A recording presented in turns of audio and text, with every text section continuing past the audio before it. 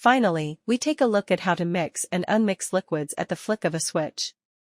Sandrine tells us more.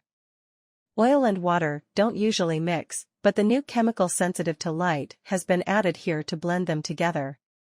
When exposed to UV light, the chemical changes its structure and becomes soluble in water. This causes two layers to form with the oil floating on top of the water-chemical combo. This method should be cheaper than the current alternative, which involves using high-energy centrifuges.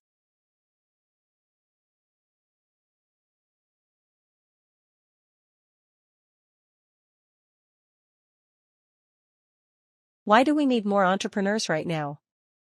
The entrepreneurs who create and run our businesses, who play by the rules, are in fact enterprises to our success as a nation. We need them especially today. Business, not the government, will end this recession. The government must help by creating fair, sound monetary policy, and by protecting our fellow citizens in periods when they are jobless. We have to make way for the new entrepreneurial firms that will push us to frontiers of innovation.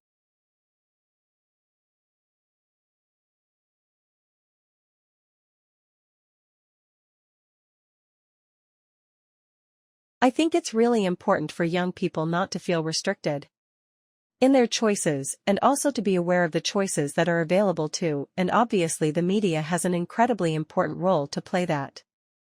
I think we tend to talk about science as this big kind of month, but of course, actually it's this beautiful multifaceted thing. You know, there's almost something for everybody there.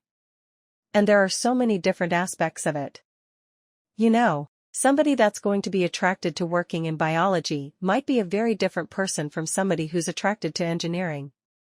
I suppose it's about knowing the breadth of opportunities that are out there, and so anything that universities and broadcast media can do to make sure that those opportunities are visible.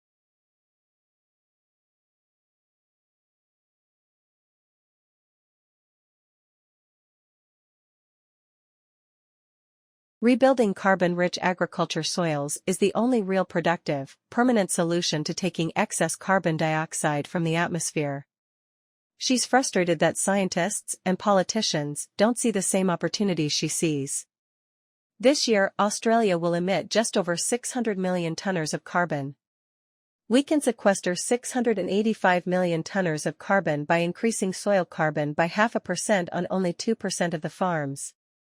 If we increased it on all of the farms, we could sequester the whole world's emissions of carbon.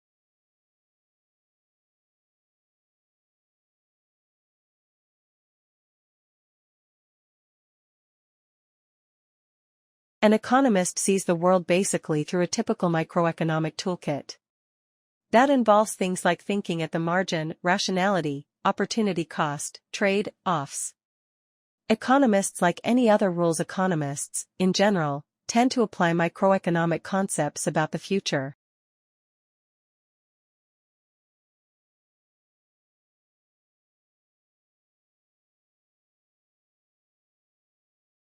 Well, Alex, the National Association of Realtors is at putting the champagne on ice.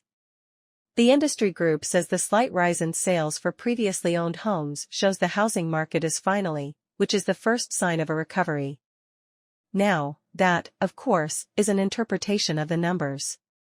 Alex, and one that's coming from an organization known for being somewhat of a cheerleader for the housing market, since its members are made up of realtors who've been losing a lot of money in the slump. Now, for a more sober view, I talked to Wellesley housing economist Carl Case, and he says the slight uptick in sales hardly offsets the fact that numbers are down 20% from the year before.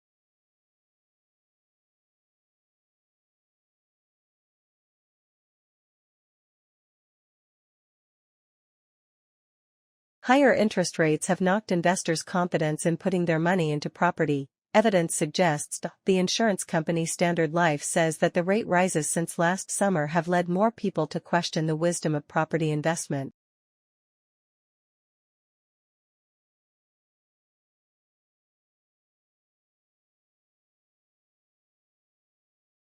Working together, they figured out that if the government was going to propose some kinds of significant tax increases, which is a good strategy, require me to at least lie something like getting something for those big tax brackets, not seeing any results. So the result of that was in the package of legislation that included the tax increases. There was awesome information to have a significant expansion of coverage families where they can buy into their private insurance.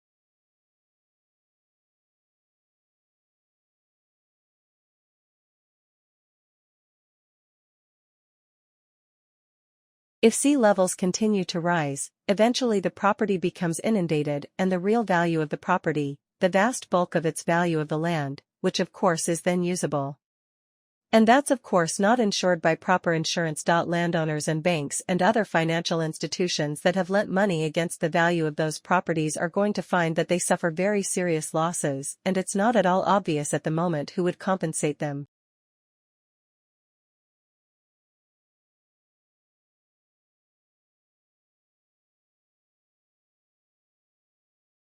Brooke and her colleague Mark Newman studied who swapped messages with whom on a popular online dating platform in the month of January 2014. They categorized users by desirability using PageRank, one of the algorithms behind search technology. Essentially, if you receive a dozen messages from desirable users, you must be more desirable than someone who receives the same number of messages from average users. Then they asked, how far out of their league do online dates tend to when pursuing a partner? I think people are optimistic realists. In other words, they found that both men and women tended to pursue mates just 25% more desirable than themselves. So they're being optimistic, but they're also, taking into account their own relative position within this overall desirability hierarchy. And the study did have a few more lessons for people on the market. I think one take-home messages from this study: women could probably afford to be more aspirational in their mate pursuit.